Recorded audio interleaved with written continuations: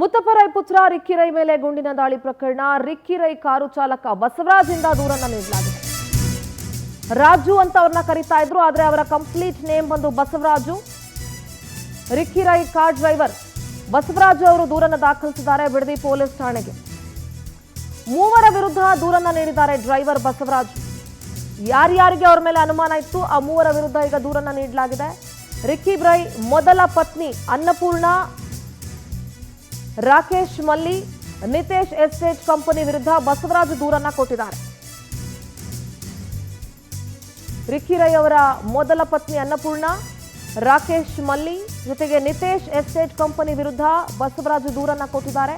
Bidadi police ಠಾಣೆಯಲ್ಲಿ ದೂರು ಕೂಡ ದಾಖಲಾಗಿದೆ. ರಿಯಲ್ ಎಸ್ಟೇಟ್ ಮಾಫಿಯಾಗೆ ಫೈರಿಂಗ್ ನಡೀತಾ ಅನ್ನುವಂಥ ಅನುಮಾನಗಳಿದೆ.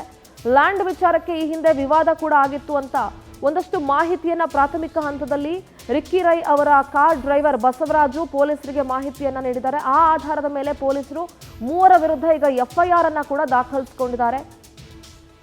ಹಲವಾರು ಅನುಮಾನಗಳಿಗೆ ಈ ಪ್ರಕರಣ ಎಡೆಮಾಡಿಕೊಡ್ತಾ ಇದೆ. ಯಾಕೆಂತಂದ್ರೆ ಪಕ್ಕಾ ಇನ್ಫಾರ್ಮೇಶನ್ ಅನ್ನ ಪಡ್ಕೊಂಡಿರೋರೇ ಈ ಕೆಲಸವನ್ನ ಮಾಡಿರೋದಕ್ಕೆ ಸಾಧ್ಯ. ಪಕ್ಕಾ ಇನ್ಫಾರ್ಮೇಶನ್ ಸಿಗಬೇಕು ಅಂತಂದ್ರೆ ಯಾರೋ ಹತ್ರದವರೇ ಈ ಮಾಹಿತಿಯನ್ನ ಲೀಕ್ ಮಾಡಿರ್ಬೋದು. ಅಂದ್ರೆ ಇಷ್ಟು ಗಂಟೆಗೆ ಬರ್ತಾರೆ, ಇಷ್ಟು ಗಂಟೆಗೆ ಹೋಗ್ತಾ ಇದ್ದಾರೆ ಅನ್ನುವಂಥ ಮಾಹಿತಿಯನ್ನ ಕೊಟ್ಟಿರಬಹುದು ಅಂತ ಅಂದಾಜಿಸಬಹುದು. ನಮ್ಮ ರಾಮನಗರ ಪ್ರತಿನಿಧಿ ಪ್ರವೀಣ್ ನೇರ ಸಂಪರ್ಕದಲ್ಲಿ ಜಾಯ್ನ್ ಆಗ್ತಾ ಇದ್ದಾರೆ. ಪ್ರವೀಣ್, ತಡರಾತ್ರಿ 1:30ಕ್ಕೆ ರಿಕ್ಕಿ ರೈ ಅವರ ಮೇಲೆ ಗುಂಡಿನ ದಾಳಿ ಆಗಿದೆ. ಈಗ ಆಲ್ರೆಡಿ FSL ಟೀಮು, ಶ್ವಾನದಳ ಎಲ್ಲವೂ ಕೂಡ ಪರಿಶೀಲನೆಯಲ್ಲಿ ತೊಡಗಿಸ್ಕೊಂಡಿದ್ದಾರೆ. ಸದ್ಯದ ಅಪ್ಡೇಟ್ಸ್ ಏನ್ ಸಿಗ್ತಾ ಇದೆ ಪ್ರವೀಣ್? ಖಂಡಿತ ಸಿಂಧರ, ರಿಕ್ಕಿ ರೈ ಮೇಲೆ ಗುಂಡಿನ ದಾಳಿಗೆ ಸಂಬಂಧಪಟ್ಟಂತೆ ಇದೀಗ ಪೊಲೀಸರು ತನಿಖೆಯನ್ನು ಕೂಡ ಚುರುಕುಗೊಳಿಸಿರೋದು. ಒಂದ್ ಕಡೆ ಸೋಕೋ ಟೀಮು, FSL ತಂಡ ಜೊತೆಗೆ ಡಾಗ್ ಸ್ಕ್ವಾಡ್ ಸೇರಿದಂತೆ ವಿವಿಧ ಆಯಾಮಗಳಲ್ಲಿ ತನಿಖೆಯನ್ನ ಕೈಗೊಂಡಿರುವಂತದ್ದು. ಬಹಳ ಪ್ರಮುಖವಾಗಿ ರಿಕ್ಕಿ ರೈ ಮೇಲೆ ಗುಂಡಿನ ದಾಳಿ ನಡೀಲಿಕ್ಕೆ ಯಾವೆಲ್ಲ ಕಾರಣಗಳು ಇತ್ತು ಅನ್ನೋದ್ರ ಬಗ್ಗೆ ಕೂಡ ಇನ್ಸೈಡ್ ಆಗಿ ಪೊಲೀಸರು ಮಾಹಿತಿಯನ್ನ ಕಲೆ ಹಾಕ್ತಾ ಇರುವಂತದ್ದು. ಸದ್ಯ ನಾವು ದೃಶ್ಯಗಳನ್ನು ಕೂಡ ನೋಡಬಹುದು. ಏನೋ ಇದು ಮುತ್ತಪ್ಪರೈಯವರ ಬಿಡದಿಯ ನಿವಾಸ ಒಂದ್ ಕಡೆ ಆದ್ರೆ ಈಗಾಗಲೇ ಬೆಳಗ್ಗೆಯಿಂದನೇ ಪೊಲೀಸರು ಇಲ್ಲೇ ಬಿಡ್ಬಿಟ್ಟು ಒಂದು ತನಿಖೆಯನ್ನ ನಡೆಸ್ತಾ ಇರುವಂತದ್ದು. 1:30 ಸುಮಾರಿಗೆ ಏನೋ ಆ ಗುಂಡಿನ ದಾಳಿ ಆಯ್ತು. ಯಾವೆಲ್ಲ ಕಾರಣಕ್ಕೆ ಗುಂಡಿನ ದಾಳಿ ಆಯಿತು ಅನ್ನೋದ್ರ ಬಗ್ಗೆ ಕೂಡ ಪೊಲೀಸರು ಇಂಚಿಂಚು ಮಾಹಿತಿಯನ್ನ ಕೂಡ ಕಲೆ ಹಾಕ್ತಾ ಇರುವಂಥದ್ದು. ಯಾಕೆಂದ್ರೆ ಒಂದು ಪಕ್ಕಾ ಪ್ರೀ ಪ್ಲಾನ್ಡ್ ಆಗಿ ಮಾಡಿರುವಂಥದ್ದು ಅನ್ನೋಂಥದ್ದು ಪೊಲೀಸರಿಗೆ ಪ್ರಾಥಮಿಕ ಹಂತದಲ್ಲಿ ತನಿಖೆಯಲ್ಲಿ ಗೊತ್ತಾಗ್ತಾ ಇರುವಂಥದ್ದು. ಯಾಕೆಂದ್ರೆ ಕಳೆದ 2-3 ದಿನಗಳಿಂದಷ್ಟೇ ರಷ್ಯಾದಿಂದ ರಿಕ್ಕಿ ರೈ ವಾಪಸ್ ಬೆಂಗಳೂರಿಗೆ ಬಂದಿದ್ರು.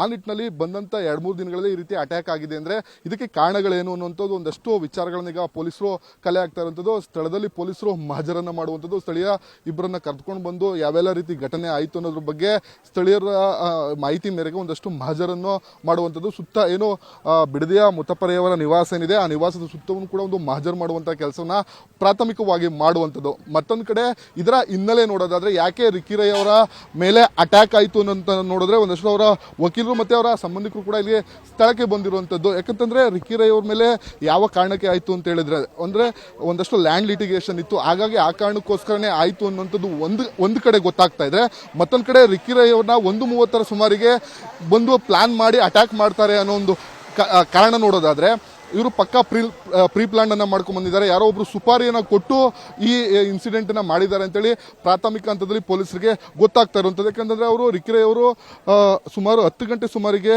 ಫಾರ್ಮ್ ಹೌಸ್ ನಿಂದ ವಾಪಸ್ ಬಿಡದಿಗೆ ಹೋಗಿ ತದನಂತರವಾಗಿ ತಿರ್ಗಾ ಬಂದು ಮತ್ತೆ ಬಿಡದಿಂದ ಸುಮಾರು 12 ಗಂಟೆ ಸುಮಾರಿಗೆ ವಾಪಸ್ಸು ಬೆಂಗಳೂರಿಗೆ ಹೋಗ್ತಾ ಇರ್ತಾರೆ. ಅವಾಗಾಗಿ ಚಲಿಸುತ್ತಿದ್ದ ಕಾರ್ ಮೇಲೆ ಈ ರೀತಿ ಗುಂಡಿನ ದಾಳಿ ಆಗುತ್ತೆ ಅನ್ನೋದಾದ್ರೆ ಯಾವೆಲ್ಲ ರೀತಿ ಪ್ಲಾನ್ ಮಾಡಿದ್ದಾರೆ ಅಂತ ಹೇಳಿದಾಗ ಪೊಲೀಸರು ಸೂಕ್ಷ್ಮವಾಗಿ ತನಿಖೆಯನ್ನು ಮಾಡ್ತಾ ಇರುವಂತದ್ದು.